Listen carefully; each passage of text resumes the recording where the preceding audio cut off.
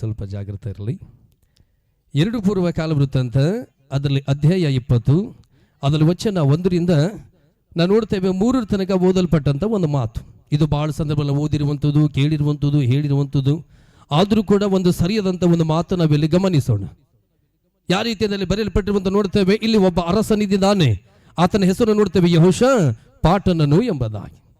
ಈ ಒಂದು ಯೆಹೋಷಾಫಾಟನನು ಪ್ರಿಯರೇ, ನಾವು ನೋಡ್ತೇವೆ ಎಂಥವನಾಗಿದ್ದ ಗೊತ್ತಾ? ಇಸ್ರಾಯೇಲರ ಮೇಲೆ ಒಬ್ಬ ಅರಸನಾಗಿದ್ದ, ಅದರ ಜೊತೆ ಬಹಳ ಭಯವುಳ್ಳವನಾಗಿದ್ದ, ಅದರ ಜೊತೆ ಬಹಳ ಭಕ್ತಿ ಉಳ್ಳವನಾಗಿದ್ದ. ಇಂಥ ಒಂದು ರೀತಿಯಿಂದ ದೇವರಿಗೆ ಸಂಬಂಧಪಟ್ಟ ರೀತಿಯಿಂದ ಇರುವಾಗ ಯೆಹೋಷಾಫಾಟನನ ಜೀವಿತದಲ್ಲಿ ದೇವರು ದೊಡ್ಡದಾಗಿ ಆಶೀರ್ವಾದ ಮಾಡ್ತಾರೆ.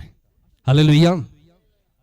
ಆತನಿಗಿರುವಂತ ಅರಸುತನದಲ್ಲಿ ಆಶೀರ್ವಾದ ಮಾಡ್ತಾರೆ, ಆತನಿಗಿರುವಂತ ನೋಡ್ತೇವೆ ಅಧಿಕಾರದಲ್ಲಿ ಆಶೀರ್ವಾದ ಮಾಡ್ತಾರೆ, ಆತನಿಗಿರುವಂತ ಪ್ರತಿ ಒಂದನ್ನು ನೋಡ್ತೇವೆ ಸಮಯ. ದೇವರು ಏನ್ ಮಾಡಿದರೆ ಗೊತ್ತಾ? ಬಹಳ ದೊಡ್ಡದಾಗಿ ಆಶೀರ್ವಾದ ಮಾಡ್ತಾರೆ. ಇಂಥ ಒಂದು ರೀತಿಯಿಂದ ಆಶೀರ್ವಾದ ಮಾಡಿರುವಾಗ ಯೆಹೋಷಾಫಾಟನನ ಜೀವಿತ ಕಾಲದಲ್ಲಿ ನಾವು ನೋಡ್ತೇವೆ ಯಾವ ಭಯ ಇದ್ದಿಲ್ಲ. ಹಲ್ಲೆಲೂಯಾ. ಯಾಕಂದ್ರೆ ನೋಡ್ತೇವೆ ಸಮಸ್ಯೆನೇ ಅವರಿಗೆ ಎದುರಾಗಿಲ್ಲ. ಈ ರೀತಿಯಿಂದ ಸಮಸ್ಯೆ ಅನ್ನುವಂಥದ್ದು ಎದುರು ಆಗದೆ ಇಲ್ಲದೆ ಇರುವಾಗ ಅವರ ಜೀವಿತ ನೋಡ್ತೇವೆ ರಾತ್ರಿ ಎಲ್ಲ ಸುಖವಾದ ನಿದ್ರೆ ಮಾಡುವವರು, ಮತ್ತು ನಾವು ನೋಡ್ತೇವೆ ನಿರ್ಭಯವಾಗಿ ನಾವು ನೋಡ್ತೇವೆ ಎಲ್ಲಿ ಕೂಡ ಸುತ್ತಾಡುವಂಥವರು, ಮತ್ತೆ ಏನೇ ಮಾಡಬೇಕಾದ್ರೂ ಕೂಡ ಅವ್ರ ಹಿಂದೆ ನಾವು ನೋಡ್ತೇವೆ ಯಾವುದೇ ಒಂದು ಶತ್ರು ಅನ್ನುವಂಥ ಭಯ ಅನ್ನುವಂಥದ್ದು ಇಲ್ಲದೆ ಅನ್ನುವ ಹಾಗೆ ಇರುವವರು ಆಗಿದ್ದಾಗ ಇಂಥ ಒಂದು ರೀತಿಯಿಂದ ನೋಡ್ತೇವೆ ಯೆಹೋಷಾಫಾಟನ ಜೀವಿತ ಕಾಲವೆಲ್ಲ ದೇವರ ದೊಡ್ಡದಾಗಿ ಆಶೀರ್ವಾದ ಮಾಡಿದರು. ಹಲ್ಲೆಲೂಯಾ. ಇಂಥ ಒಂದು ರೀತಿಯಿಂದ ಪ್ರಿಯರನ್ನು ನೋಡ್ತೇವೆ. ನಡೆಯುವಂತ ದಿನದಲ್ಲಿ ಯೆಹೋಷಾಫಾಟನನು ತನ್ನ ಜನಗಳಿಗೆ ತೆಗೆದುಕೊಂಡು ಆತ್ಮ ರೀತಿಯಿಂದ ಹೋಗ್ತಾನೆ, ಮತ್ತು ತನ್ನ ಜನಗಳಿಗೆ ತೆಗೆದುಕೊಂಡು ದೇವರಿಗೆ ಸಂಬಂಧಪಡುವ ಹಾಗೆ ಹೋಗ್ತಾನೆ. ಇಂಥ ಒಂದು ಭಯದಲ್ಲಿ ಇರ್ತಾ ಇರುವಾಗ ನಾವು ನೋಡ್ತೇವೆ ಸ್ವಲ್ಪ ದಿನ ಹೋಗ್ತಾ ಇದೆ. ಸ್ವಲ್ಪ ದಿನ ಹೋಗಿದ ಮೇಲೆ ನಾವು ನೋಡ್ತೇವೆ ಒಂದು ದೊಡ್ಡದಾಗಿರುವಂತಹ ಸಮಸ್ಯೆ ಅವನಿಗೆ ಎದುರಾಗ್ತದೆ. ಅದು ಯಾವ ರೀತಿ ಅಂದಿರುವಂತಹ ಸಮಸ್ಯೆ ಗುರುತ ಪ್ರಿಯರೇ? ಈ ವಚನ ಓದುತ್ತಾ ಹೋಗುವಾಗ ನಮಗೆ ಗುರುತಾಗ್ತದೆ. ಇಸ್ರಾಯೇಲರಿಗೆ ನಾವು ನೋಡ್ತೇವೆ, ಅಂದ್ರೆ ನೋಡ್ತೇವೆ ಯೆಹೋಷಾಫಾಟನನಿಗೆ ನಾವು ನೋಡ್ತೇವೆ ಇವರಿಗೆ ಗುರುತು ಇಲ್ಲದ ಹಾಗೆ ಕೆಲವೊಂದು ಜನಗಳು ನಾವು ನೋಡ್ತೇವೆ ಇವರಿಗೆ ಶತ್ರುವಾಗಿ ಬರ್ತಾ ಇದ್ದಾರೆ. ಯಾವ ರೀತಿಯಿಂದ ಶತ್ರು? ಇವರಿಗೆ ನಾವು ನೋಡ್ತೇವೆ ಒಂದು ರೀತಿಯಿಂದ ಸೋಲಿಸುವ ಹಾಗೆ ಬರ್ತಾರೆ, ಇವ್ರ ಜೊತೆ ಯುದ್ಧ ಮಾಡುವ ಹಾಗೆ ಬರ್ತಾರೆ. ಇವರಿಗೆ ನಾವು ನೋಡ್ತೇವೆ ಗುರುತು ಇಲ್ಲದ ರೀತಿಯಿಂದ ಹಿಂದೆ ನಾವು ನೋಡ್ತೇವೆ ಒಂದು ದೊಡ್ಡದಾಗಿರುವಂತ ಶತ್ರುಗಳು ಏನ್ ಮಾಡ್ತಾ ಗುರುತ ಒಳಸಂಚು ಮಾಡಿಕೊಳ್ತಾರೆ. ಹೇಗೆ ಒಳಸಂಚು ಮಾಡ್ತಾರೆ ಗುರುತ? ನಾವೇನ್ ಮಾಡೋಣ? ಯೆಹೋಷಾಫಾಟನನ ಅರಸುತನದಲ್ಲಿ ದೊಡ್ಡ ಆಶೀರ್ವಾದವಿದೆ, ಯೆಹೋಷಾಫಾಟನನ ಅರಸುತನದಲ್ಲಿ ದೊಡ್ಡ ಅಭಿವೃದ್ಧಿ ಇದೆ, ಯೆಹೋಷಾಫಾಟನನ ಒಂದು ರೀತಿಯಿಂದ ಅರಸುತನದಲ್ಲಿ ಜನಗಳು ಬಹಳ ಸುಖವಾಗಿದ್ದಾನೆ. ಏನಾದ್ರೂ ಮಾಡಬೇಕು, ಅವನಿಗೆ ನಾವು ಒಳಸಂಚು ಮಾಡಿ ಯುದ್ಧ ಮಾಡಬೇಕು. ಹಲ್ಲೆಲೂಯಾ. ಈ ರೀತಿಯಿಂದ ನಾವು ನೋಡ್ತೇವೆ ಒಳಸಂಚು ಮಾಡಿ ಯುದ್ಧ ಮಾಡಬೇಕೆಂಬುದಾಗಿ ಕೆಲವೊಂದು ಜನಗಳು ಬರ್ತಾ ಇದ್ದಾರೆ. ಆ ಜನಗಳ ಒಂದು ಗುಂಪಿನ ಹೆಸರು ಬರೆಯಲ್ಪಟ್ಟಿದೆ ಮೋಬೇರ್ ಎಂಬುದಾಗಿ, ಅಮ್ಮೋನಿಯರ್ ಎಂಬುದಾಗಿ, ಮೆಗೋನಿಯರ್ ಎಂಬುದಾಗಿ. ಹಲ್ಲೆಲೂಯಾ. ಜೋರಾಗಿ ಹೇಳೋಣ ಹಲ್ಲೆಲೂಯಾ. ಈ ರೀತಿಯಿಂದ ಪ್ರಿಯರೇ ಈ 3 ಜನ ಒಂದು ಗುಂಪಿನವರು ನಾವು ನೋಡ್ತೇವೆ ಏನ್ ಮಾಡ್ತಾ ಇದ್ದಾರೆ ಗುರುತ? ಯೆಹೋಷಾಫಾಟನನಿಗೆ ಇಸ್ರಾಯೇಲರಿಗೆ ವಿರುದ್ಧವಾಗಿ ಯುದ್ಧಕ್ಕೆ ಬರ್ತಾ ಇದ್ದಾರೆ. ಆದ್ರೂ ಹೋಗೋದಕ್ಕಿಂತ ಮುಂಚಿತವಾಗಿ ಈ 3 ಜನಗಳು ಏನಾಗಿದ್ದಾರೆ ಗುರುತ? ಒಂದು ಗುಂಪು ಮಾಡಿಕೊಂಡಿದ್ದಾರೆ. ನಾವು ಬೇಗ ಅವನ ಮೇಲೆ ಬೆಳೆಯುವಂಥದ್ದು ಹಾಗೆ ಬೇಡ. ನಾವು ಮೊದಲೇನು ಮಾಡೋಣ? ನಮ್ಮದೇ ನಾವು ಗುಂಪು ಮಾಡಿಕೊಳ್ಳೋಣ. ಹೇಗೆ ಯೆಹೋಷಾಫಾಟನನಿಗೆ ನಾವು ಜಯಿಸಬೇಕು, ಇಸ್ರಾಯೇಲರಿಗೆ ನಾವು ಹೇಗೆ ಒಂದು ಸೋಲಿಸಬೇಕು, ಮತ್ತು ಯೆಹೋಷಾಫಾಟನಿಗೆ ಹೇಗೆ ನಾವು ಯುದ್ಧ ಮಾಡಬೇಕು, ಮತ್ತು ಇಸ್ರಾಯೇಲರಿಗೆ ನಾವು ಹೇಗೆ ಒಂದು ನಾಶ ಮಾಡಬೇಕು. ಇವರು ಗುಂಪು ಮಾಡಿ ಏನ್ ಮಾಡ್ತಾ ಇದ್ದಾರೆ ಗುರುತ? ಒಳಸಂಚು ಮಾಡಿಕೊಳ್ತಾ ಇದ್ದಾರೆ. ಇಂಥ ಒಂದು ರೀತಿಯನ್ನು ನೋಡ್ತೇವೆ ಈ 3 ಗುಂಪಿನವರು ಒಳಸಂಚು ಮಾಡಿ ಒಂದು ಕಡೆಗೆ ಕೂತಿರುವಾಗ ಆ ಸುದ್ದಿ ನಾವು ನೋಡ್ತೇವೆ ಒಬ್ಬ ವ್ಯಕ್ತಿ ಬಂದು ಯೆಹೋಷಾಫಾಟನನಿಗೆ ಹೇಳ್ತಾನೆ. ಹಲ್ಲೆಲೂಯಾ. ಏನ್ ಹೇಳ್ತಾನೆ ಗೊತ್ತಾ? ಯೆಹೋಷಾಫಾಟನೇ, ನಿನಗೆ ಯುದ್ಧಕ್ಕೆ ಒಂದು ರೀತಿಯಿಂದ ಗುಂಪು ಎದ್ದಿದೆ. ಅವರು ನಿನಗೆ ಒಂದು ಹೇಗೆ ಬಂದಿದ್ದಾರೆ ಗುರುತ? ಅಮ್ಮೋನಿಯರು ಅದರಲ್ಲಿ ಇದ್ದಿದ್ದಾರೆ, ಮೋಬೇರು ಅದರಲ್ಲಿ ಇದ್ದಿದ್ದಾರೆ, ಮೆಗೋನಿಯರು ಅದರಲ್ಲಿ ಇದ್ದಿದ್ದಾರೆ. ಇಷ್ಟೊಂದು ಜನ ನಿನಗೆ ಯುದ್ಧ ಮಾಡೋದಕ್ಕಾಗಿ ಬಂದಿದ್ದಾರೆ. ಈಗ ನೀನು ಏನು ಮಾಡ್ತೀಯ? ಹಲ್ಲೆಲೂಯಾ. ಅಂದ್ರೆ ನಾವು ನೋಡ್ತೇವೆ ಬೆಳಗಾದ್ರೆ ಸಾಕು ಅನ್ನುವ ಹಾಗೆ ಅಪ್ಪನ ನೋಡ್ತೇವೆ. ಬೆಳಗಾದ್ರೆ ಸಾಕು, ಒಂದು ಯುದ್ಧ ದಿನ ಅಂದ್ರೆ ನೋಡ್ತೇವೆ ಹೊಸ ಒಂದು ದಿನ ನೋಡ್ಬೇಕಾದ್ರೆ ಯುದ್ಧ ಒಂದು ಪ್ರಾರಂಭ. ಅದರ ಒಳಗಡೆ ಏನಾಗಿ ಹೋಗಿದೆ ಗುರುತ? ಎಲ್ಲರೂ ಕೂಡ ಭಯಪಡ್ತಾ ಇದ್ದಾರೆ. ಕೆಲವೊಂದು ಇಸ್ರಾಯೇಲರು ಹೇಳ್ತಾರೆ ಯೆಹೋಷಾಫಾಟನನ್ನೇ ನಾವೇನ್ ಮಾಡೋಣ? ಅಮ್ಮೋನಿಯರು ನಮಗೆ ಎದುರು ಬಂದಿದ್ದಾರೆ, ಮೋಬೇರು ನಮಗೆ ಎದುರು ಬಂದಿದ್ದಾರೆ, ಮೆಗೋನಿಯರು ನಮಗೆ ಎದುರು ಬಂದಿದ್ದಾರೆ. ಕೆಲವೊಬ್ಬರು ಒಂದೊಂದು ರೀತಿಯಿಂದ ಮಾತಾಡ್ತಾ ಇದ್ದಾರೆ. ಕೆಲವರು ಹೇಳ್ತಾರೆ ನಮ್ಮ ಮಕ್ಕಳು ಸತ್ತು ಹೋಗ್ತಾರೆ, ಇನ್ನು ಕೆಲವರು ಹೇಳ್ತಾರೆ ನಾವು ಸತ್ತು ಹೋಗ್ತೇವೆ, ಇನ್ನು ಕೆಲವರು ಹೇಳ್ತಾರೆ ನಾವೇನಾದ್ರೂ ಮಾಡಿ ಇಲ್ಲಿಂದ ಓಡಿ ಹೋಗೋಣ, ಇನ್ನು ಕೆಲವರು ಹೇಳ್ತಾರೆ ಯೆಹೋಷಾಫಾಟನೇ ಇದಕ್ಕೆ ಏನ್ ಮಾಡಬೇಕು, ನೀನೇ ನಮಗೆ ಉತ್ತರ ಹೇಳು. ಹಲ್ಲೆಲೂಯಾ. ಆದ್ರೆ ಇವು ಎಲ್ಲದರದ ಒಳಗಡೆ ನಾವು ನೋಡ್ತೇವೆ ಪ್ರಿಯರೇ, ಯೆಹೋಷಾಫಾಟನು ಏನು ಹೇಳ್ತಾನೆ ಗುರುತಾ, ಎಂಥದ್ದು ಹೇಳ್ತಾನೆ ಗುರುತಾ, ಅಲ್ಲಿ ಚೆನ್ನಾಗಿ ಓದುವಾಗ ನಮಗೆ ಗುರುತಾಗ್ತದೆ. ಸ್ಪಷ್ಟವಾಗಿರುವಂತ ಒಂದು ರೀತಿಯಿಂದ 3ನೇ ವಚನದಲ್ಲಿ ಬರೆಯಲ್ಪಟ್ಟಿರುವಂತ ಒಂದು ಮಾತನ್ನು ನೋಡ್ತೇವೆ. ನೀವು ಯಾರು ಕೂಡ ಏನು ಮಾಡಲಿಕ್ಕೆ ಹೋಗಬೇಡಿ, ಹೆದರ್ಲಿಕ್ಕೆ ಹೋಗಬೇಡಿ. ಚಪ್ಪಳ ಸಲ ದೇವರ ಮಹಿಮೆಗಾಗಿ. ಶತ್ರುಗಳು ಬಂದಿದ್ದರೆಂಬುದಾಗಿ ಹೆದರ್ಲಿಕ್ಕೆ ಹೋಗಬೇಡಿ, ಸಮಸ್ಯೆ ಇದೆ ಎಂಬುದಾಗಿ ಹೆದರಲಿಕ್ಕೆ ಹೋಗಬೇಡಿ. ಇವತ್ತಿನ ದಿವಸ ನಾವು ನಂಬಿರುವಂತ ಒಬ್ಬ ದೇವರು ಜೀವಿಸುವಂತವರಾಗಿದ್ದಾರೆ. ಇವತ್ತು ನಾವು ನಂಬಿರುವಂತ ದೇವರು ಒಬ್ಬ ಸತ್ಯ ಆಗಿದ್ದಾರೆ. ನಾವು ನಂಬಿರುವಂತ ದೇವರು ಇಸ್ರಾಯೇಲರಿಗೆ ಐಗುಪ್ತ ದೇಶದಿಂದ ಕಾನಾನ್ ದೇಶಕ್ಕೆ ಬರುವಾಗ ಸಮುದ್ರದಲ್ಲಿ ಮಾರ್ಗ ಮಾಡಿದ್ದಾರೆ. ಮತ್ತೆ ನಾವು ನೋಡ್ತೇವೆ ಅರಣ್ಯದಲ್ಲಿ ಮನ್ನ ಕೊಟ್ಟಿದ್ದಾರೆ. ಮತ್ತೆ ನಾವು ನೋಡ್ತೇವೆ ಬಂಡೆಯಿಂದ ನೀರು ಕೊಟ್ಟಿದ್ದಾರೆ. ಇಂಥ ಒಂದು ದೇವರು ನಮ್ಮ ದೇವರಾಗಿರುವಾಗ ಇವತ್ತಿನ ದಿವಸ ನಾವೇನು ಮಾಡೋಣ, ಆತನಿಗೆ ಆಶ್ರಯಿಸಿಕೊಳ್ಳೋಣ. ಚಪ್ಪಳ ದೇವರ ಮಹಿಮೆಗಾಗಿ. ಇವತ್ತು ಬಂದಿರುವಂತ ಶತ್ರುಗಳು ದೊಡ್ಡವರಾಗಿರ್ಬಹುದು. ಇವತ್ತು ಬಂದಿರುವಂತ ಶತ್ರುಗಳು ನಮಗೆ ತುಂಬಾನೇ ಭಯ ಹುಟ್ಟಿಸುವ ಹಾಗೆ ಆಗಿರಬಹುದು. ಇವತ್ತು ಬಂದಿರುವಂತ ಶತ್ರುಗಳಿಗೆ ನೋಡಿ ಇದು ನಮಗೆ ಯಾರು ಕೂಡ ಬಿಡಿಸಲಿಕ್ಕೆ ಸಾಧ್ಯನೇ ಇಲ್ಲ ಅನ್ನುವ ಹಾಗೆ ನಿಮ್ಮಲ್ಲಿ ಕೂಡ ಕೆಲವೊಂದು ಬಲಹೀನತೆ ರೀತಿಯನ್ನು ಮಾತಾಡುವಂತರು ಕೂಡ ಇರಬಹುದು. ಆದ್ರೆ ಇದರ ಒಳಗಡೆ ನಾನು ಹೇಳ್ತೇನೆ ಅಂದ್ರೆ ಯೆಹೋಷಾಫಾಟ ಹೇಳ್ತಾನೆ, ನೀವು ಯಾರು ಕೂಡ ಏನ್ ಮಾಡಬೇಕಾಗಿಲ್ಲ, ಹೆದರ್ಬೇಕಾಗಿಲ್ಲ. ಹಲ್ಲೆಲೂಯಾ. ಇವಾಗ ನಾವೇನು ಮಾಡೋಣ, ನಮ್ಮ ದೇವರಿಗೆ ನಾವು ಆಶ್ರಯಿಸಿಕೊಳ್ಳೋಣ. ಹೇಗೆ ನಾವು ಆಶ್ರಯಿಸಿಕೊಳ್ಳೋಣ? ಕರ್ತನೇ, ಇಸ್ರಾಯೇಲರಿಗೆ ಐಗುಪ್ತದಿಂದ ಕಾನಾನ್ ದೇಶಕ್ಕೆ ಬರುವಾಗ ಸಮುದ್ರದಲ್ಲಿ ಮಾರ್ಗ ಮಾಡಿದೀಯಾ, ಅರಣ್ಯದಲ್ಲಿ ಮನ್ನ ಕೊಟ್ಟಿದೀಯಾ, ಬಂಡೆಯಿಂದ ನೀರು ಕೊಟ್ಟಿದೀಯಾ, ಮತ್ತು ಅನೇಕ ಶತ್ರುಗಳು ಎಷ್ಟೇ ಬಂದರೂ ಕೂಡ ಅವು ಎಲ್ಲದನ್ನ ಅವರಿಗೆ ಪಾರ್ ಮಾಡಿದೀಯಾ. ಇವತ್ತು ಅಂತ ದೇವರು ಇವತ್ತು ನೀನಾಗಿದ್ದೀಯಾ. ಇವತ್ತು ನಿನ್ನಗೆ ನಾವೇನಾಗಿರ್ತೇವೆ, ಆಶ್ರಯಿಸಿಕೊಳ್ಳುತ್ತೇವೆ. ಹಲ್ಲೆಲೂಯಾ. ಇವಾಗ ನಮಗೆ ಬಿಸಿಲು ಇದೆ, ಇದಕ್ಕೆ ಬಿಸಿಲು ತಪ್ಪಿಸಿಕೊಳ್ಬೇಕಂತೇಳಿ ಏನು ಮಾಡಿದ್ದೇವೆ, ಮೇಲೆ ಒಂದು ಟೆಂಟ್ ಹಾಕಿದ್ದೇವೆ ನಾವು. ಇದು ನಮಗೇನಾಗಿದೆ, ಆಶ್ರಯವಾಗಿದೆ. ಬಿಸಿಲು ನಮಗೆ ಹತ್ತುವಂಥದ್ದಿಲ್ಲ, ನಮಗೆ ಸರಿಯಾಗಿ ರೀತಿಯ ಕೂತುಕೊಳ್ಳಕ್ಕೆ ನಮಗೇನಾಗಿದೆ ಗುರುತ, ಈ ಒಂದು ಟೆಂಟು ನಮಗೆ ಆಶ್ರಯವಾಗಿದೆ.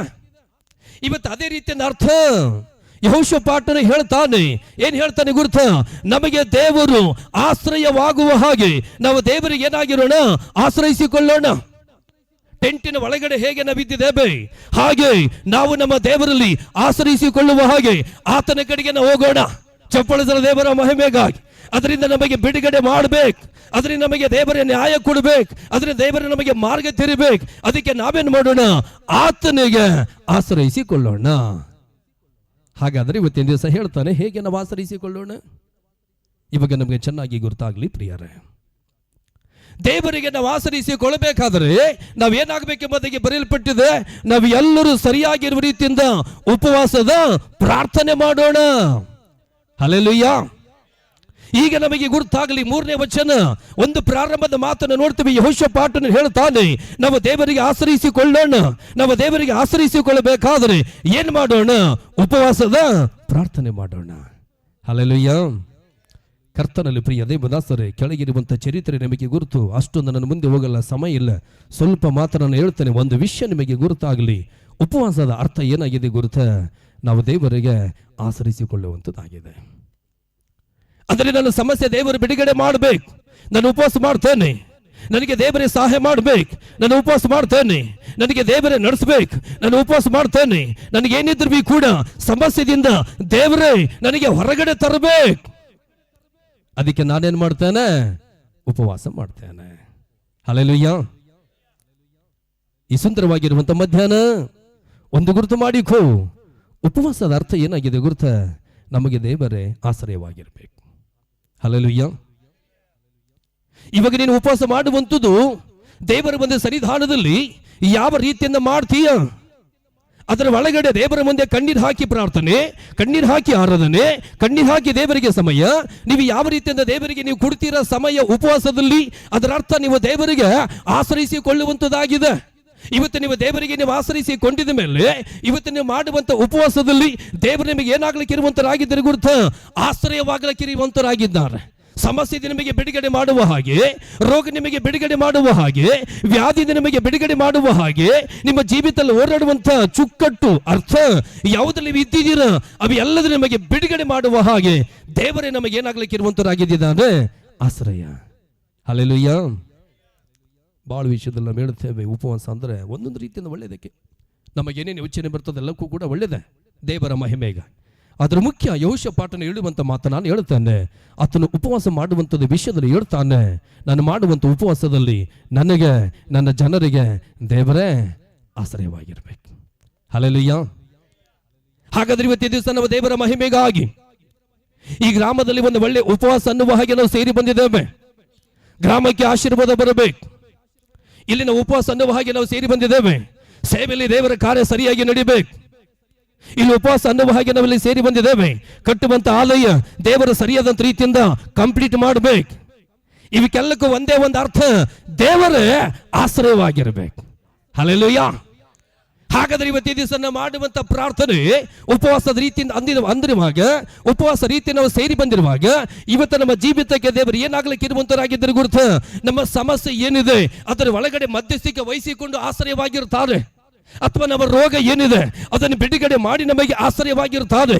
ಅಥವಾ ನಾವು ಎಲ್ಲಿ ಬಿದ್ದು ಹೋಗಿದ್ದೇವೆ ಅಲ್ಲಿ ಮತ್ತೆ ತಿರುಗಿ ನಮಗೆ ನಿಲ್ಲುವ ಹಾಗೆ ಆಶ್ರಯವಾಗಿರ್ತಾರೆ.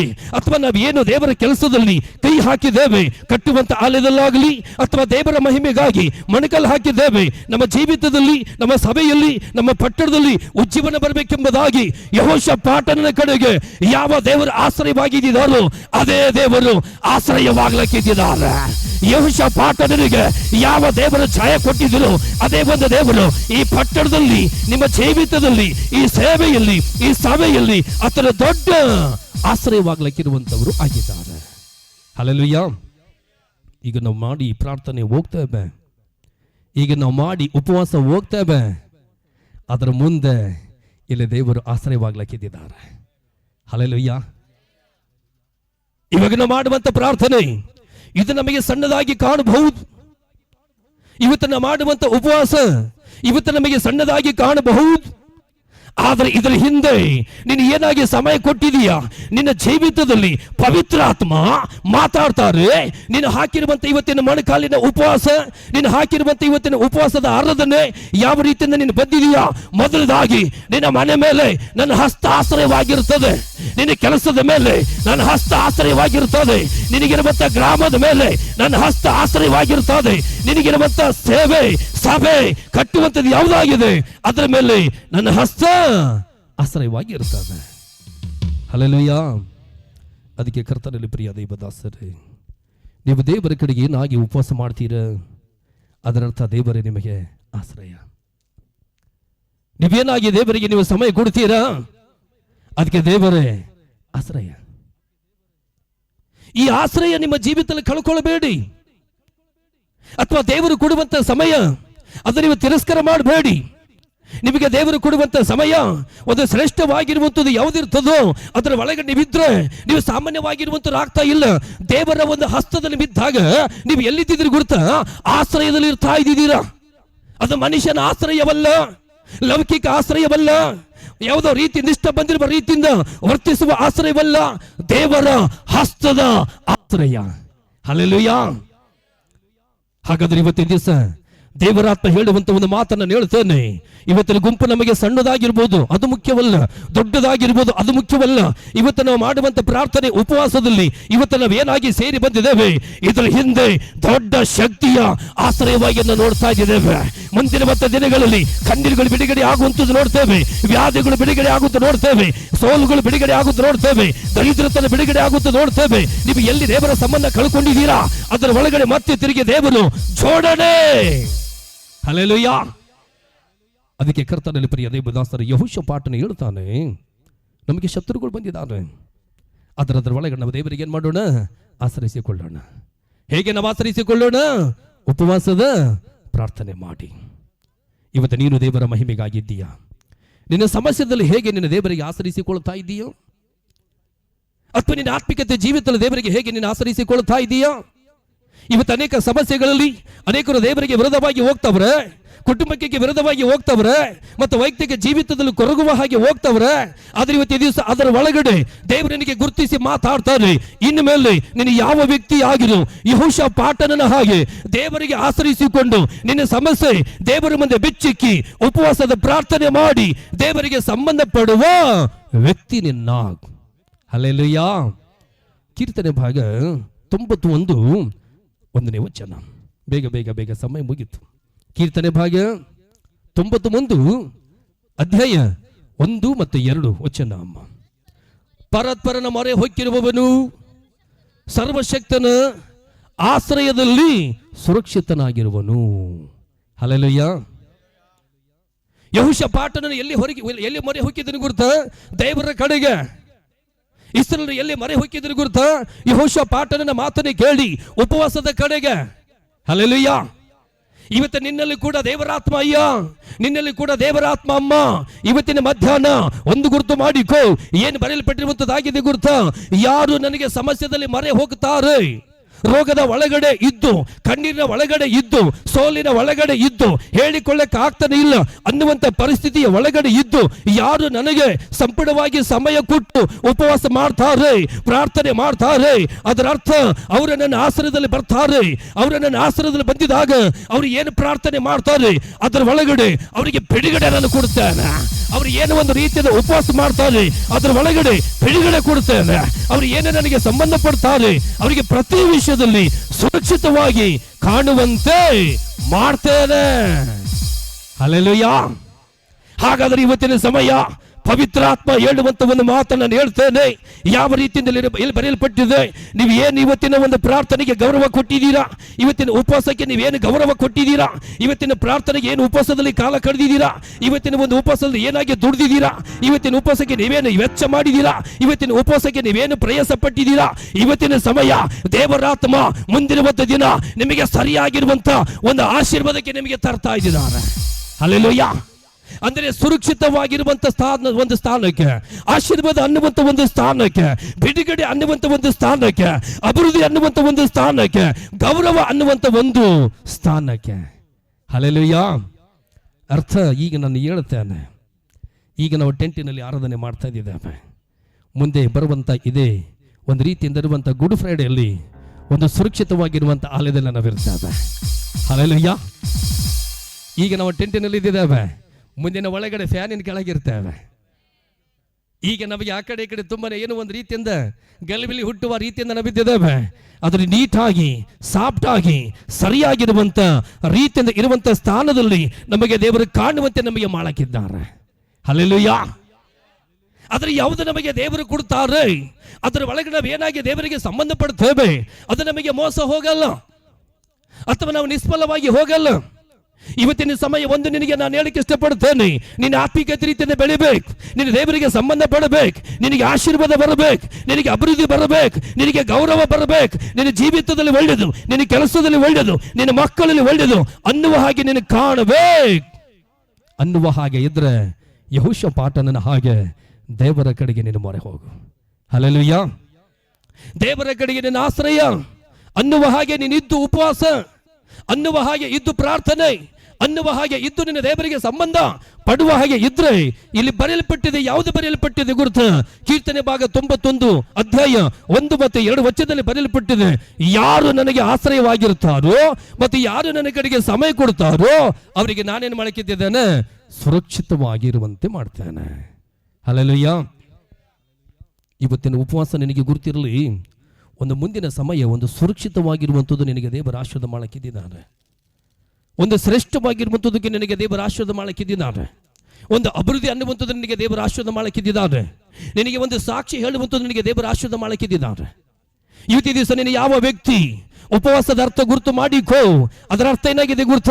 ದೇವರಿಗೆ ನಾವು ಆಶ್ರಯಿಸಿಕೊಳ್ಳಬೇಕು. ಪ್ರಾರ್ಥನೆ ಅನ್ನುವಂಥದ್ದು ಅರ್ಥ ಗುರುತು ಮಾಡಿಕೋ. ದೇವರಿಗೆ ನಾವು ಆಶ್ರಯಿಸಿಕೊಳ್ಳಬೇಕು. ಸಭೆ ಅಂದ್ರೆ ಅರ್ಥ ಆಲಯ ಅನ್ನುವಂಥದ್ದು ಗುರುತು ಮಾಡಿಕೋ. ದೇವರಿಗೆ ನಾನು ಆಶ್ರಯಿಸಿಕೊಳ್ಳಬೇಕು. ಹಲ್ಲೆಲೂಯಾ. ಯಾವಾಗ ನಮ್ಮ ಆತನಿಗೆ ನಾವು ಆಶ್ರಯಿಸಿಕೊಂಡು ನಾವಿರ್ತೇವೆ ಅವಾಗ ನಮ್ಮ ಜೀವಿತಕ್ಕೆ ದೇವರ ದೊಡ್ಡ ಅದ್ಭುತ ಮಾಡಕ್ಕಿರ್ತಾರೆ. ದಾವೀದನು ಒಂದು ಮಾತು ಹೇಳ್ತಾನೆ. 2 ಸಾಮುವೇಲ 24ನೇ ಅಧ್ಯಾಯ 14ನೇ ವಚನ. ಬೇಗ ಬೇಗ ಬೇಗ ಬೇಗ 2 ಸಾಮುವೇಲ ಅಧ್ಯಾಯ 24 ವಚನ 14 ಸರಿಯಾಗಿರುವಂತ ಒಂದು ಮಾತು ಬರೆಯಲ್ಪಟ್ಟಿದೆ. Praise the lord. ಯಾರಿಗಾದರೂ ಸಿಕ್ಕರೆ ಓದಿ. 2 ಸಾಮುವೇಲ ಅಧ್ಯಾಯ 24 ವಚನ 14. ನಾನು ಬಲು ಇಕ್ಕಟ್ಟಿನಲ್ಲಿ ಇದ್ದಿದ್ದೇನೆ, ಯೆಹೋವನ ಕೈಯಲ್ಲಿ ಬೀಳುತ್ತೇನೆ.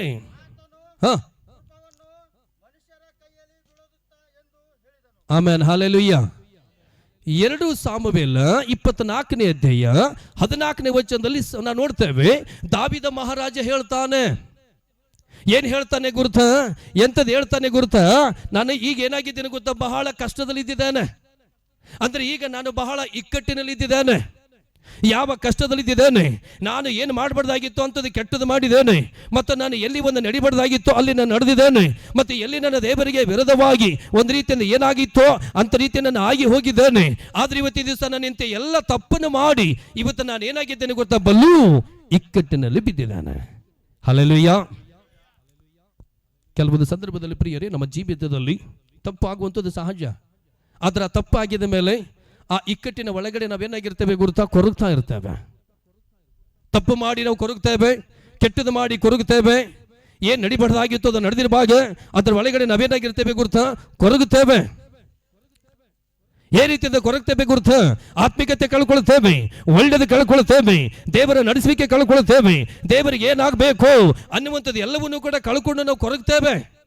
ಆದ್ರೆ ಇವತ್ತು ಇದೇ ಸಲ ನೋಡ್ತೇವೆ, ದಾವೀದನು ಏನ್ ಹೇಳ್ತಾನೆ ಗುರುತ? ನಾನು ಒಂದು ತಪ್ಪು ಮಾಡಿದ್ದೇನೆ, ನಾನು ಒಂದು ಪಾಪ ಮಾಡಿದ್ದೇನೆ, ನಾನು ಒಂದು ಬಹಳ ಒಂದು ಕೆಟ್ಟದ್ದು ಮಾಡಿದ್ದೇನೆ. ಇದು ತಪ್ಪು ಮಾಡಿ, ಇದು ನನ್ನ ಕೆಟ್ಟದ್ದು ಮಾಡಿ ಇವತ್ತಿನ ದಿವಸ ನಾನು ಏನಾಗಿ ಹೋಗಿದ್ದೇನೆ ಗೊತ್ತಾ? ಬಲು ಇಕ್ಕಟ್ಟಿನಲ್ಲಿ ನಾನು ಬಿದ್ದಿದ್ದೇನೆ. ಹಲ್ಲೆಲೂಯಾ. ಈ ಇಕ್ಕಟ್ಟಿನಲ್ಲಿ ಬಿದ್ದಿರುವುದರಿಂದ ನಾನು ಪಶ್ಚಾತ್ತಾಪ ಪಡುತ್ತೇನೆ. ತಪ್ಪು ಮಾಡಿರುವುದರಿಂದ ನಾನು ಪಶ್ಚಾತ್ತಾಪ ಪಡುತ್ತೇನೆ. ನಾನು ಏನು ಮಾಡಬಾರ್ದಾಗಿತ್ತೋ ಅದು ಮಾಡಿರುವುದರಿಂದ ನನ್ನ ಮನಸ್ಸು ನನಗೆ ಹಂಗಿಸ್ತಾ ಇದೆ. ಏನು ನಡಿಬಾರ್ದಾಗಿತ್ತೋ ಅದು ನನ್ನ ಬಲ್ಲ ನಡೆದಿರುವುದರಿಂದ ನನ್ನ ಮನಸ್ಸು ನನಗೆ ಹಂಗಿಸ್ತಾ ಇದೆ. ಆದರೆ ಇದ್ರ ಒಳಗಡೆ ನಾನು ಯಾವುದೇ ಮನುಷ್ಯನ ಕಡೆಗೆ ನಾನು ಹೋಗಲ್ಲ, ನಾನು ಯಾವುದೇ ಲೋಕದ ಕಡೆಗೆ ನಾನು ಹೋಗಲ್ಲ. ಇವತ್ತು ನಾನು ತಪ್ಪು ಮಾಡಿರುವುದರಿಂದ, ಇಕ್ಕಟ್ಟಿನಲ್ಲಿ ಬಿದ್ದಿರುವುದರಿಂದ ಇವತ್ತು ನಾನು ಏನಾಗ್ತೇನೆ ಗುರುತ? ದೇವರ ಕೈಯಲ್ಲಿ ನಾನು ಬೀಳುತ್ತೇನೆ. ಹಲ್ಲೆಲೂಯಾ. ಒಂದು ಗುರುತು ಮಾಡಿಕೋ ಅಯ್ಯ. ಇವತ್ತಿನ ದಿವಸ ದಾವೀದ ಮಹಾರಾಜ ಹೇಳುವಂತ ಮಾತು, ಅಥವಾ ದಾವೀದ ಮಹಾರಾಜ ಎಚ್ಚರಿಸುವಂತ ಒಂದು ಮಾತು ಏ ರೀತಿಯಿಂದಿರುವಂತದ್ದಾಗಿದೆ, ಎಂತದಾಗಿರುವಂತದ್ದಾಗಿದೆ. ಇವತ್ತು ನಾನು ಏನಾಗಿದ್ದೇನೆ ಗುರುತ? ಬಲು ಇಕ್ಕಟ್ಟಿನಲ್ಲಿದ್ದೇನೆ. ಇವತ್ತು ನೀನು ದೇವರ ಮಹಿಮೆಗಾಗಿ ಒಳ್ಳೆ ಉಪವಾಸ ಅನ್ನುವ ಹಾಗೆ ನೀನು ಸೇರಿ ಬಂದಿದೀಯಾ? ಇವತ್ತಿನ ದಿವಸ ದೇವರಾತ್ಮ ನಿನಗೆ ಗುರುತು ಮಾತಾಡುವಂಥದ್ದು, ಪ್ರಾರ್ಥನೆ ಮಾಡುವ ಹಾಗೆ ಇದ್ದಾಗ, ಉಪವಾಸ ಮಾಡುವ ಹಾಗೆ ಇದ್ದಾಗ ನೀನು ಯಾವುದೋ ಒಂದು ದೇವರ ಸಂಬಂಧ ಕಳ್ಕೊಂಡಿದೀಯಾ? ಅದು ನಿನಗೆ ಅಡ್ಡಾಗಿ ಬರ್ತಾ ಇದೆಯಾ? ಎಲ್ಲಿ ನೀನು ತಪ್ಪಾಗಿ ಮಾಡಿರುವಂಥದ್ದು ನಿನಗೆ ಅದು ಒಂದು ರೀತಿಯಿಂದ ಅಡ್ಡಾಗಿ ಬರ್ತಾ ಇದೆಯಾ? ಅದರ ಒಳಗಡೆ ನಿನ್ನ ಜೀವಿತದಲ್ಲಿ ದೇವರ ಸಂಬಂಧ ಕಳ್ಕೊಳ್ಳುವ ಹಾಗೆ, ಒಂದು ದೇವರ ಆತ್ಮಿಕತೆ ಕಳ್ಕೊಳ್ಳುವ ಹಾಗೆ, ಸಭೆ ಕಳ್ಕೊಳ್ಳುವ ಹಾಗೆ, ದೇವರ ನಡೆಸುವಿಕೆ ಕಳ್ಕೊಳ್ಳುವ ಹಾಗೆ, ನೀನು ಯಾವುದೋ ಒಂದು ವಿಷಯದಲ್ಲಿ ಕೊರಗುವ ಹಾಗೆ ಅನ್ನುವಂಥ ವ್ಯಕ್ತಿ ನೀನಾಗಿದ್ದೀಯಾ? ಇವತ್ತಿನ ಸಮಯ ಒಂದು ಗುರುತು ಮಾಡಿಕೋ. ದಾವೀದನ ಹಾಗೆ ದೇವರ ಕೈಯಲ್ಲಿ ನೀನು ಬಾ. ಹಲ್ಲೆಲೂಯಾ. ದಾವೀದನ ಹಾಗೆ ನೀನು ಯಾವಾಗ ದೇವರ ಕೈಯಲ್ಲಿ ನೀನು ಬರ್ತೀಯಾ, ದೇವರ ಕಡೆಗೆ ಯಾವಾಗ ನೀನು ಬರ್ತೀಯಾ, ಅವಾಗ ನಿನಗೆ ಏನ್ ಬರ್ಲಿಕ್ಕೆ ಇರುವಂತದ್ದಾಗಿದೆ ಗುರುತ? ಆಶೀರ್ವಾದ ಬರ್ತದೆ. ಇಲ್ಲಿ ನೀಟಾಗಿರುವಂತ ಮಾತು ಯಾವುದಾಗಿರುವಂತದ್ದಾಗಿದೆ ಗುರುತ? ನಾನು ತಪ್ಪು ಮಾಡಿದ್ದೇನೆ, ಆದರೆ ಬಲ್ಲು ಇಕ್ಕಟ್ಟಿನಲ್ಲಿ ಬಿದ್ದಿದ್ದಾನೆ, ಆದ್ರೆ ಇದ್ರ ಒಳಗಡೆ ದೇವರ ಕೈಯಲ್ಲಿ ನಾನು ಬೆಳುತ್ತೇನೆ. ಹಲ್ಲೆಲೂಯಾ. ಆತನು ತಿರುಗಿ ಪಶ್ಚಾತ್ತಾಪ ಪಟ್ಟು ದೇವರ ಕೈಯಲ್ಲಿ ಬಂದಾಗ, ತನ್ನ ತಪ್ಪನ್ನು ಒಪ್ಪಿಕೊಂಡು ದೇವರ ಒಂದು ಕೈಯಲ್ಲಿ ಬಂದಾಗ ದಾವೀದನಿಗೆ ದೇವರು ಏನ್ ಮಾಡ್ತಾರೆ ಗುರುತ? ಬರುವಂತ 3 ಒಂದು ರೀತಿಯಿಂದ ನಾನು ನೋಡ್ತೇವೆ, ಉಪದ್ರವಗಳಲ್ಲಿ ದೇವರ ಆತನಿಗೆ ಸರಿಯಾಗಿರುವಂಥದ್ದು ಕೊಟ್ಟು ಅಲ್ಲಿ ಆತನಿಗೆ ಸರಿಪಡಿಸ್ತಾರೆ. ಹಲ್ಲೆಲೂಯಾ. ಇವತ್ತಿನ ಸಮಯ ಕರ್ತನಲ್ಲಿ ಪ್ರಿಯ ದೈವದಾಸನೇ, ನಿನ್ನ ದೇವರ ಮಹಿಮೆಗಾಗಿರುವಂಥದ್ದು ಒಂದು ಗುರುತಾಗಲಿ. ಉಪವಾಸದ ಅರ್ಥ ದೇವರಿಗೆ ನೀನು ಆಶ್ರಯಿಸಿಕೊಳ್ಳುವಂಥದ್ದಾಗಿದೆ. ಪ್ರಾರ್ಥನೆ ಅರ್ಥ ದೇವರಿಗೆ ನೀನು ಆಶ್ರಯಿಸಿಕೊಳ್ಳುವಂಥದ್ದಾಗಿದೆ. ಆದರೆ ನೀನು ಉಪವಾಸ ಮಾಡಿದ ಮೇಲೆ, ಪ್ರಾರ್ಥನೆ ಮಾಡಿದ ಮೇಲೆ ನೀನು ಏನಾಗಬೇಕೆಂಬುದಾಗಿ ಬರೆಯಲ್ಪಟ್ಟಿದೆ. ನಿನ್ನ ಜೀವಿತದಲ್ಲಿ ಎಲ್ಲೂ ನೀನು ತಪ್ಪು ಮಾಡಿ ದೇವರ ಸಂಬಂಧ ಕಳ್ಕೊಂಡಿದ್ದೀಯಾ, ಅದರ ಒಳಗಡೆ ಪಶ್ಚಾತ್ತಾಪ ಪಡುವ ವ್ಯಕ್ತಿ ನೀನು ಆಗಬೇಕು. ಹಲ್ಲೆಲೂಯಾ. ಮತ್ತೆ ನಿನ್ನ ಜೀವಿತ ಸರಿಪಡಿಸಿಕೊಳ್ಳಬೇಕು, ಮತ್ತೆ ನಿನ್ನ ಯೋಚನೆ ಸರಿಪಡಿಸಿಕೊಳ್ಳಬೇಕು, ಮತ್ತೆ ನಿನ್ನ ಜೀವಿತ ದೇವರಿಗೆ ಸಂಬಂಧ ಪಡಬೇಕು, ಮತ್ತೆ ನಿನ್ನ ಮುಂದೆ ಆತ್ಮಿಕತೆ ದೇವರಿಗೆ ಸಾಕ್ಷಿ ಹೇಳುವಂಥದ್ದಾಗಿರ್ಬೇಕು. ಸೊ ಯಾವಾಗ ನಾವು ಹೀಗೆ ಇರ್ತೇವೆ, ಯಾವಾಗ ಹೀಗೆ ನಾವು ನಡೀತೇವೆ, ಅವಾಗ ನಮಗೆ ದೇವರ ದೊಡ್ಡ ಆಶೀರ್ವಾದ ಮಾಡೋದಕ್ಕೆ ಏನಾಗಿದ್ದಾರೆ? ಶಕ್ತರಾಗಿದ್ದಾರೆ. ಹಲ್ಲೆಲೂಯಾ. ಇವತ್ತಿನ ಪರಿಶುದ್ಧವಾಗಿರುವಂತಹ ಸಮಯ ನೀನು ಯಾರು? ದೇವರ ಮಹಿಮೆಗಾಗಿ. ನೀನು ಎಂಥವರು? ದೇವರ ಮಹಿಮೆಗಾಗಿ. ಜಾಸ್ತಿ ನನ್ನ ಮುಂದೆ ಹೋಗಲ್ಲ, ಅದರ ಒಂದು ಮಾತ್ರ ನಾನು ಹೇಳಿ ಮುಗಿಸ್ಲಿಕ್ಕೆ ಇಷ್ಟಪಡ್ತೇನೆ. ಯಾವುದಾಗಿರುವಂಥದ್ದಾಗಿದೆ ಗುರುತ? ಉಪವಾಸದ ಅರ್ಥ, ಪ್ರಾರ್ಥನೆ ಅರ್ಥ ದೇವರಿಗೆ ಆಚರಿಸಿಕೊಳ್ಳುವಂಥದ್ದಾಗಿದೆ. ಹಲ್ಲೆಲೂಯಾ. ದೇವರೇ, ನನ್ನ ಕುಟುಂಬದಲ್ಲಿ ಆಶೀರ್ವಾದ ಬೇಕು, ಒಂದು ಆಶ್ರಯಿಸಿಕೊಳ್ಳುವಂಥದ್ದು, ನನಗೆ ಆಶೀರ್ವಾದ ಬೇಕು ಒಂದು ಆಶ್ರಯಿಸಿಕೊಳ್ಳುವಂಥದ್ದು, ನನಗೆ ರೋಗ ಬಿಡುಗಡೆ ಆಗಬೇಕು ಒಂದು ಆಶ್ರಯಿಸಿಕೊಳ್ಳುವಂಥದ್ದು, ನಾನು ನಿನ್ನ ಮಹಿಮೆಗಾಗಿ ಬೆಳೆಬೇಕು ಒಂದು ಆಶ್ರಯಿಸಿಕೊಳ್ಳುವಂಥದ್ದು, ನನ್ನ ಜೀವಿತಕ್ಕೆ ಏನೇ ತಿರುಗಿ ಕೂಡ ನೀನೇ ನನಗೆ ಸಹಾಯಕನು, ನೀನೇ ನನಗೆ ಪೋಷಕನು ಅನ್ನುವ ಹಾಗೆ ಆಶ್ರಯಿಸಿಕೊಳ್ಳುವಂಥದ್ದು. ಹಲ್ಲೆಲೂಯಾ. ಅದ್ರ ಇವತ್ತಿನ ದಿವಸ ನಾವೇನಾಗಿ ಜೀವಿಸ್ತಾ ಇದ್ದೇವೆ? ಯಾವಾಗ ನಾವು ನೋಡ್ತೇವೆ ಯೆಹೋಷಾಫಾಟನು ತನಗಿರುವಂಥ ಜನಗಳಿಗೆ ತೆಗೆದುಕೊಂಡು ದೇವರಿಗೆ ಆಶ್ರಯಿಸಿಕೊಂಡು ಯಾವಾಗ ಉಪವಾಸ ಮಾಡಿದನೋ ಅವಾಗ ದೇವರವರಿಗೆ ದೊಡ್ಡ ಜಯ ಕೊಟ್ಟರು. ಹಲ್ಲೆಲೂಯಾ. ದೇವರವರಿಗೆ ದೊಡ್ಡ ಬಿಡುಗಡೆ ಕೊಟ್ಟರು, ದೇವರವರಿಗೆ ದೊಡ್ಡ ಉನ್ನತ ಸ್ಥಿತಿಗೆ ಅನ್ನುವ ಹಾಗೆ ದೇವರು ಮಾಡಿರುವಂಥವರಾಗಿದ್ದರು. ಈ ಸಮಯ ದೇವರಾತ್ಮ ನಮಗೆ ಹೇಳಿದಂಥ ಒಂದು ಉಪವಾಸದ ಮರ್ಮ ನಿನಗೆ ಗುರುತಾಗಲಿ, ಅರ್ಥ ಯೆಹೋವನಿಗೆ ಆಶ್ರಯಿಸಿಕೊಳ್ಳುವಂಥದ್ದು. ಮರ್ಮ ಗುರುತಾಗಲಿ.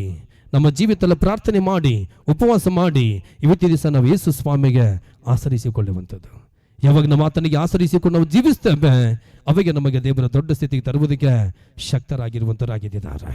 ಹಾಗಾದರೆ ಇವತ್ತಿನ ದಿವಸ ನೀನು ಉಪವಾಸದಲ್ಲಿ ಗಟ್ಟಿಯಾಗು, ನಿನ್ನ ಪ್ರಾರ್ಥನೆಯಲ್ಲಿ ಗಟ್ಟಿಯಾಗು, ದೇವರಿಗೆ ಸಂಬಂಧಪಡುವಂಥ ರೀತಿಗೆ ನೀನು ಗಟ್ಟಿಯಾಗು. ಯಾವಾಗಿಂಥ ರೀತಿಯಲ್ಲಿ ಗಟ್ಟಿಯಾಗಿ ಆತನಿಗೆ ಸಂಬಂಧಪಡ್ತೀಯ ಅವಾಗ ನಿನಗೆ ದೇವರ ದೊಡ್ಡ ಸ್ಥಿತಿಗೆ ತರುವುದಕ್ಕೆ ಶಕ್ತರಾಗಿದ್ದಾರೆ.